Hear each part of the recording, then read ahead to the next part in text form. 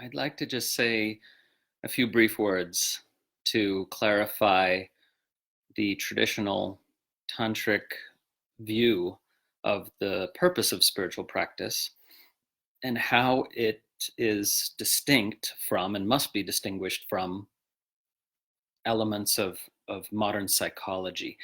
And the reason this is necessary is because these days, most forms of spirituality and especially alternative spirituality get conflated in various ways with psychology. So conflation is where you take two different things as being the same or as being more the same than they actually are.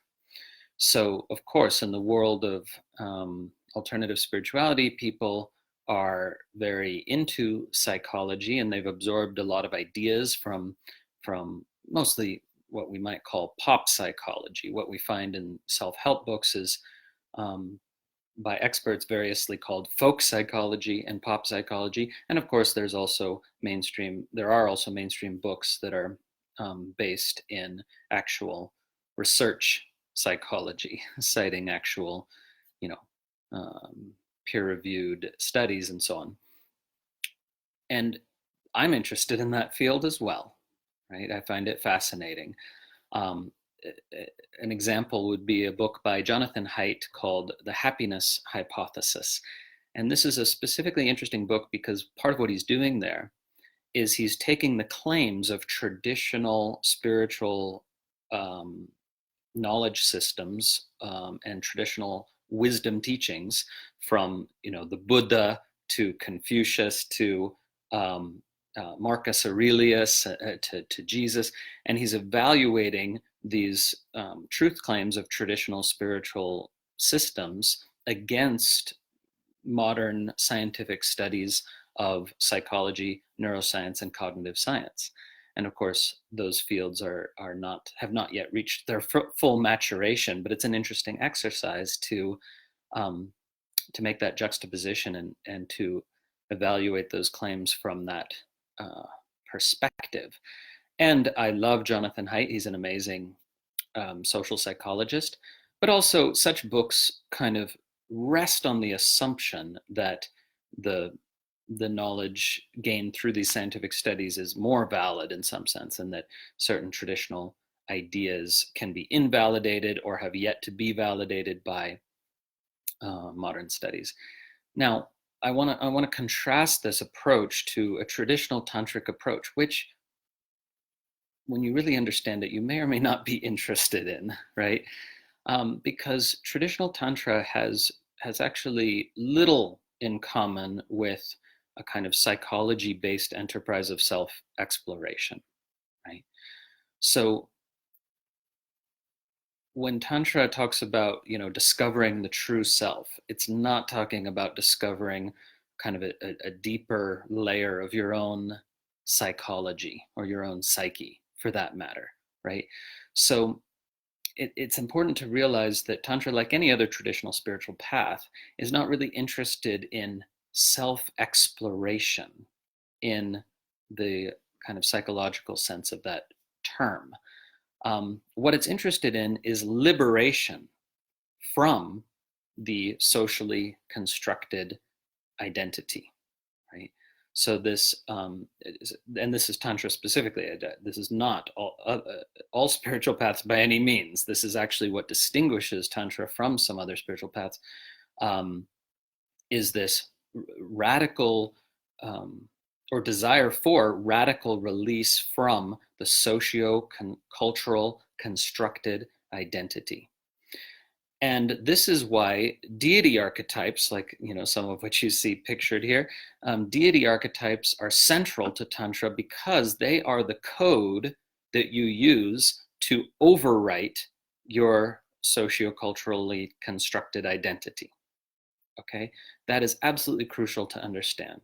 That when it comes right down to it, what deity yoga is all about is overwriting your socially constructed identity with a deity archetype until you are radically liberated from that socially constructed identity. right? And so then the how do I put this? You're coming to feel and believe and experience that you are the deity, you know, or at least that the paradigm and archetype and qualities of the deity are much closer to your true nature than any element of your socially constructed persona. Now, having said this,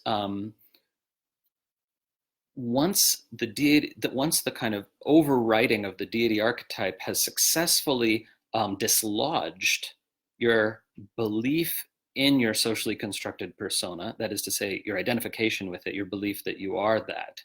Once it succeeds in that enterprise, then you can release the identification with the deity archetype as well, right? And these famous sort of tantric metaphors you light a fire with a kindling stick, and then in the end, the kindling stick itself is consumed in the fire, right? So if you don't do that, if you remain identified with the deity archetype, then there's a huge danger of what's called God realm delusion, where you see yourself as somehow kind of elevated above the common mass of humanity, as more divine than others, as having a special connection to the divine that others don't have, and so on and so forth. That's God realm delusion, right? So this is one of the primary reasons that Tantra was considered a dangerous path. It actually has less to do with transgressive rituals, rituals that utilized transgressive substances like meat, alcohol, and sexual fluids. That's part of the reason why Tantra was called a dangerous path. But even more, it's this, right? The fact that it's a very delicate sort of enterprise to dislodge one's socially constructed sense of self with a deity archetype without ever kind of getting caught in delusion of some kind, right? And that's why the guidance and reflection of a teacher and a community is very much a part of this process, why it's especially dangerous to sort of try to do it all on your own, right? So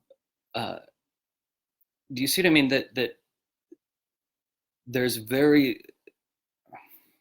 that from a tantric point of view, what a lot of people are interested in today really is just identifying with a kind of deeper level of their own psychology, right? Or identifying with what they consider to be the more healthful aspects of their own psychology. But psychology, and this is where Tantra and modern science agree, psychology is a socio-cultural construct, right? Very, very little of your psychology pertains to some unconditioned part of you. So from a scientific point of view, some of your psychology is based in your unique biology, right? In your genes. But a lot of it is the majority of it is conditioned by your life experiences. So is the goal then to sort of rid oneself of the psyche, to sort of become free of the psychological self completely? Well, yes and no. The goal is to become free of identification with the psychological self, and yet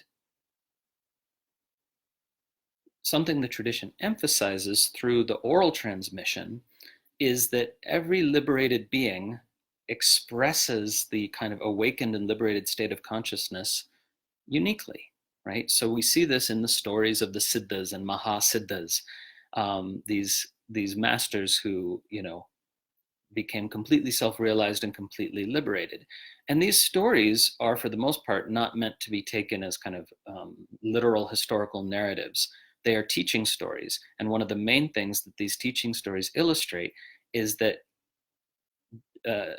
different people who realize the one truth of being, nevertheless, kind of spontaneously live and express that truth differently. That is to say, we should not expect that all liberated beings behave the same. And in this sense, it's a strong a tradition strongly demarcated from, say, Christianity, where the expectation is more or less all the saints are going to be really, I don't know, sweet people and animals love them or whatever. Like, St. Francis is the paradigm, or became the paradigm, that all Christian saints are sort of more or less expected to conform to. And, of course, I'm overstating the case a bit, but there's radical diversity in the stories of the Mahasiddhas. And again, these are teaching stories showing us that um, when we talk about dislodging our identification with the socially constructed self or persona, we're not necessarily talking about, in fact, we're emphatically not talking about attaining some kind of bland, anodyne, homogeneous state of consciousness that's the same for everyone. Rather, the one truth of being is realized. It's one and the same truth of fundamental being, and then that light of consciousness dances or plays uniquely through each and every individual who's realized it. Okay.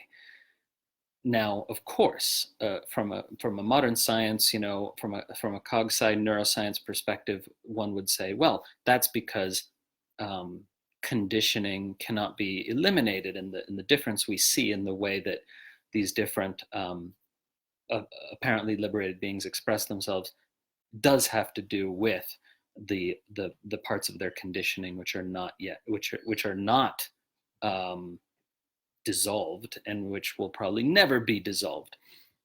To me, I mean, I'm fine with that. I'm fine with that claim. That's not, that's not what's significant, because if you are operating in a liberated mode of being, right, that is going to be its own fulfillment, regardless of whether there's or of how much conditioning is remaining. Because the very definition of the liberated state is that you are free. You are free of so many things. You're free of belief in your thoughts. That's an option rather than a compulsion. You're free of self images. You're free of self judgment. You're free of inhibition and self censorship. You're free of um, you know attributing projecting your stories onto others, and this freedom is a joyful state. It's a wide open state, and if you're actually experiencing that, it's not going to matter to you whether some conditioning is left or not. And indeed, uh, I think it's wrong for us to imagine that we should get rid of all our conditioning, right? What we're talking about instead is just realizing that the socially constructed self is a mental construct, and it never was you, and it couldn't be, you know. So as Adyashanti puts it so beautifully, awakening, first and foremost, is waking up out of the belief that the contents of thought define or describe you in any way. Waking up out of the belief that selfhood is found in the contents of thought, of any or all thoughts, or the feelings generated by those thoughts, right? So when we wake up out of the belief that our selfhood resides in our psyche, or some level of our thoughts about ourselves, that's profoundly freeing. And then as a result of that, some conditioning just naturally falls away and some stays, and we don't even need to worry about that, right? But I just caution you to investigate whether your spiritual quest is not in fact a quest to discover and embrace a level of your own psyche or psychological self that you just like more, right? So that's why, people who are averse to the deities um, are sort of missing the point of Tantra. It's not to say you need to believe these deities are, actual entities, but if they're very much central to the point of Tantra, because they are the various and quite diverse. There's a huge array of deities, the various possible pieces of code with which you can overwrite and with the aim of dislodging your conviction, your wrong conviction, that this social, psychological self is you rather than a mental construct. A deep-seated mental construct that very much feels like you, right?